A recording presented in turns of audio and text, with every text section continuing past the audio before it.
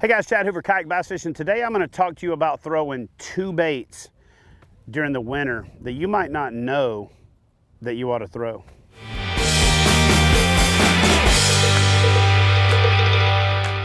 All right, so listen, I'm going to talk to you about two baits real quick. This is going to be a relatively short video. I'm not getting into where to throw it or anything other than two baits that you should be throwing that you might not know you ought to throw. And those two baits are a Colorado blade spinnerbait. I like it in black even if I'm fishing during the daytime. I don't care if I'm fishing clear water or muddy water or anything in between. There's just something about as that water temperature starts to drop, as the fish start to feed up, black contrasts better than any other color in most situations. I like throwing it out, letting it hit the bottom, slow reeling it and ticking it along. I like burning it over the top of grass beds. I like running it into chunk rock. I like running it into wood. I like fishing it pretty much anywhere. So as you start to get into the winter, right, and what you determine or consider winter where you're from is really up to you, and there's really no solid way to say at this water temperature because it's different everywhere. The temperature transition, how fast it happens, the seasonal progression, the photo period, or how long it stays daylight, and all that have a big effect on it. But here's what I would say. Anytime it starts to get colder outside and less people start fishing, start thinking about calling it winter, or at least fall into winter. For me, in the southern part of the United States, and I've found this to be relatively true across the country, anytime that water temperature gets out of the 60s, as soon as it's in a 5, right? As soon as it's anything in the 50s, on down into the 40s, where they really start to get more lethargic, and definitely down into your lower 40s. But that transition time is what I'm talking about. That time when it's coming out of the 60s into the 50s, that's your fall to winter transition for the most part. And maybe that doesn't hold true everywhere. So again, I want to say that temperature is not what I'm focused on here. It's more of a trend, right? As you're getting into that bait stacking up, bait piling up.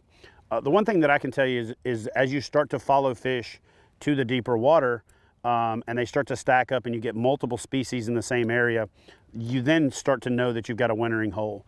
When you start catching a catfish on a crankbait, or a catfish on a chatterbait, or a catfish on a jig and things like that, and a lot of those deeper holes, then you're in that winter progression. But to me, I stay shallow a lot longer than most people think you should in the wintertime. And I say shallow, I mean, you know, sub 10 feet or above 10 feet, anything, you know, less than 10 feet. And these two baits serve me well for rock, trees, flooded timber, laydowns, hard bottom, soft bottom, and kind of everything in between. And again, this video is not about what to fish or where to fish or any of that. It's about two baits that you should be fishing in the wintertime that you might not be fishing. A big spoon. This is not really a big spoon, but this is bigger than your small spoons.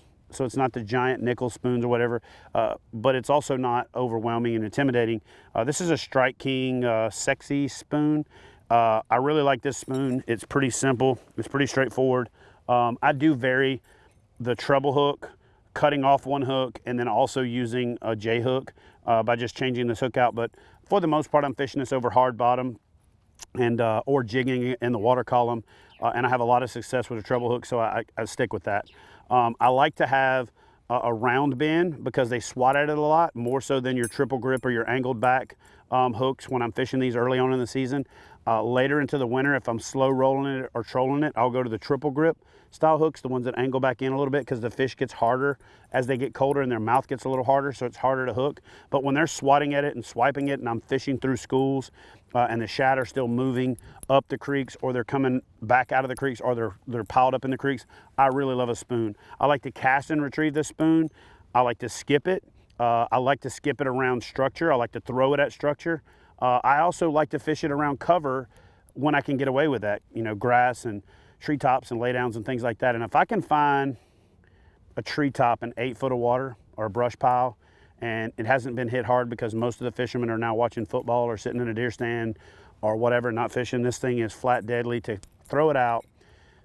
It falls about a foot, foot and a half a second, depending on the size, but learn what that is. Look at your depth finder, throw it out, let it hit the bottom, and then learn how to count it down. So I count this down a lot. And I catch a lot of fish on this thing. I also jig it a lot like a blade bait. It's got that jingle to it. It makes some noise. it flutters erratically, and they flat smash it. So add a spoon, casting, jigging, slow rolling, whatever you want to call it, whatever technique, but add that to your arsenal this winter. Secondly, this bait right here is a good year-round bait. It works at night pretty much any time. It works in the spring. It's good at throwing in and around beds because it looks like a bait fish pattern.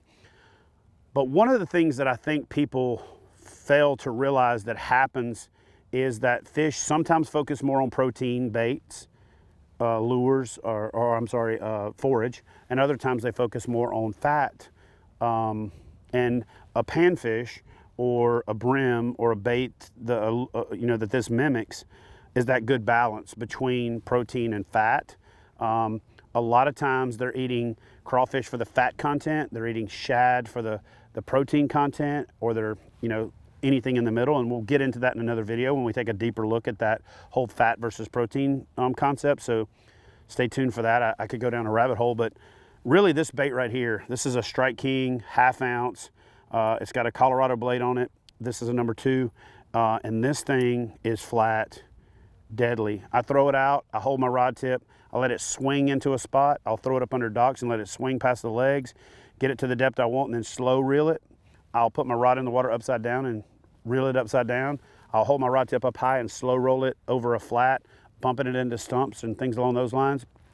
I love fishing a stump field on a reservoir similar to Percy Priest here just outside of Nashville where I live. And when they start to draw Percy Priest down, those crawfish and those bait fish are receding with the water. And so if I slow reel this thing along, bumping it into those shallow stumps and logs and things like that, it really creates a reaction bite. Here's what happens and why this bait is so successful. In the wintertime, as fish have this mindset that they have to feed up for the winter, they also have a metabolism that's already started to slow down. Fish are cold-blooded animals, so therefore their metabolism slows down as the water temperature slows down. So what ends up happening is a fish has to decide, is the juice worth the squeeze? Is the energy I'm going to expend to go catch that thing worth the return on investment that I'm going to get back by catching it, right? What's great about a product like this, or what's great about a lure or presentation like this, is that it stays in the strike zone a long time. Because that Colorado blade provides so much lift and so much thump, it gets their attention way before it gets there. It stays in the strike zone relative to a faster spinnerbait or a chatterbait or something like that a lot longer. It gives them more time to decide, and it gives them more time to trigger that kill instinct. You start bumping it into stuff, you start creating reaction strikes, you start hopping and popping it and yo-yoing it and all that kind of stuff, and that concept is even further compounded. But it's a lot of fat and a lot of protein combined in a panfish or a brim or something along those lines. There's a lot of fat content in a crawfish, so if you're slowly scooting it along the bottom, it can mimic that. But really you're going after that bait fish thing, you're going after that thump vibration. The black color allows it to contrast really well. You're pretty much add a little scent to it. I like to add scent to it, and that adds that final piece of the puzzle. But that right there is flat deadly in the wintertime. And what's cool about this bait is also a really good, what I like to call a Cajun depth finder. You can throw it out there and you can kind of feel along the bottom. And with a good rod, good braided line, good fluorocarbon leader, you can feel everything. So it's a good way to kind of figure out what's going on the bottom. You can tell if the bottom's soft and mushy. You can tell if it's hard and contrasty.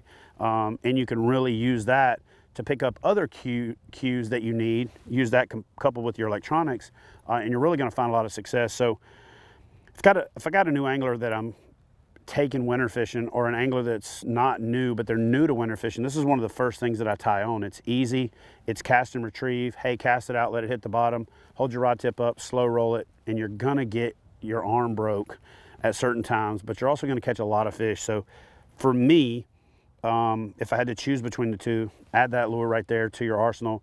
It might be the one winter lure that you didn't know you ought to throw.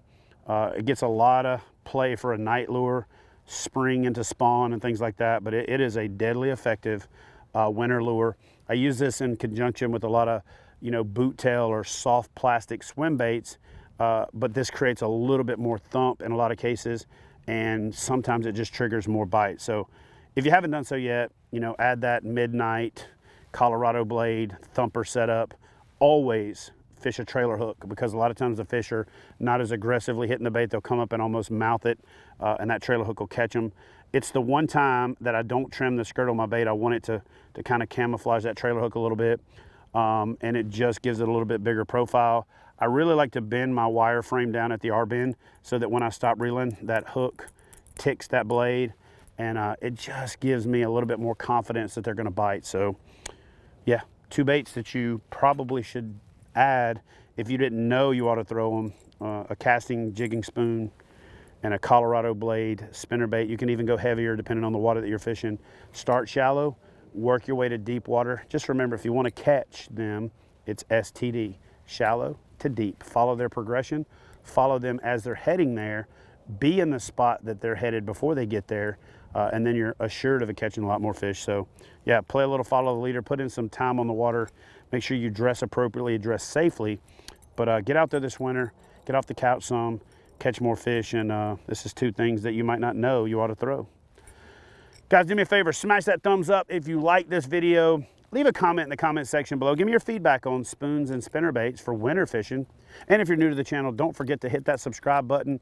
Share my channel with somebody else so I can teach them more about fishing so they'll be more successful. And do that by turning on your notifications so you'll know each time I release a new video.